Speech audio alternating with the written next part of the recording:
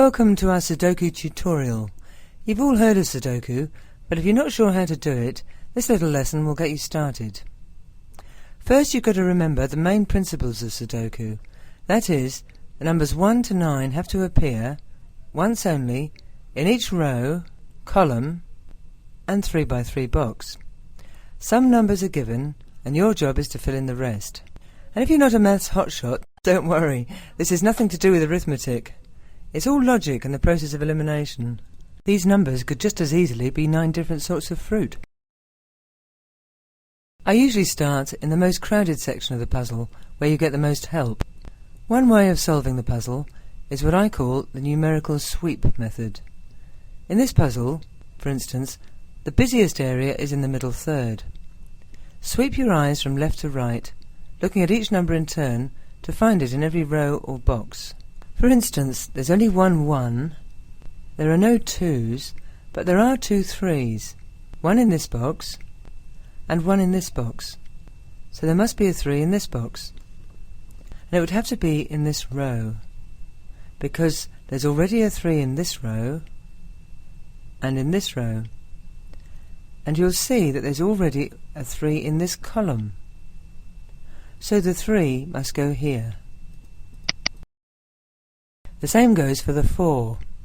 There's one here and one here, so there's only one possibility, and that's here. Now you can work out where the number 5 goes. There's already one here and here, so the next one must go here. The same goes for the 6. It must be in this box, and it can't be in this column because there's already a 6 in that column, so it must be here. The same goes for the 7. And the 8 as well. And there's only one 9, so we'll leave that for now, but in this same row, the missing numbers are 1 and 2. This one can't be a 2 because there's already a 2 in this column, so this must be 1, and this must be 2. This box is almost full apart from one square, so the missing number is 9. And over here, this box is almost full. The missing numbers 1 and 2, you can tell which is which because this one must be a 2 because there's a 1 in this row, and this must be a 1. To complete this row, fill in the missing number, which is 2, and to finish this row, which also completes the box, fill in 9. In this column, there are now 3 missing numbers, 1, 5 and 7. In this square, there's a 5 in the same row, so this could only be 1 or 7. Put these options in, and this one can only be 1 or 5, because there's already a 7 in the row. This square here could be 1, 5 or 7. No, wait, there's already a 7 in the box. So the only place a 7 can go in this column is here. Over to this column, numbers 1, 2 and 8 are missing. Now because there's a 1 in this box and an 8 in this row, this square has to be 2, this has to be 8, and up here must be 1. Now finishing this column helps us to complete the previous column, as this 1 eliminates the 1 in this row. So this must be 5, and this must be 1.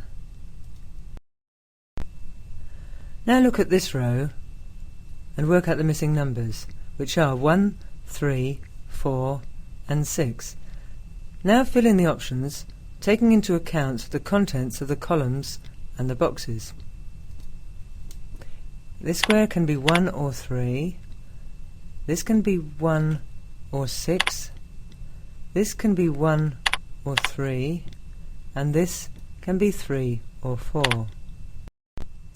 Now you'll see there are 2 squares with identical options, so we can now use what's known as the naked pairs strategy, which means that no other square can use the numbers in the identical options. This means that this can't be a 1, so it must be a 6, and this must be a 4. Using a vertical sweep in the middle section, you can see that there's a 2 in this box and a 2 in this box. So the 2 for this box can't be here or here because there are 2's already in these rows, so it must be here. Now it's the same with the 4. There's a 4 here and a 4 here, so this 4 must go here.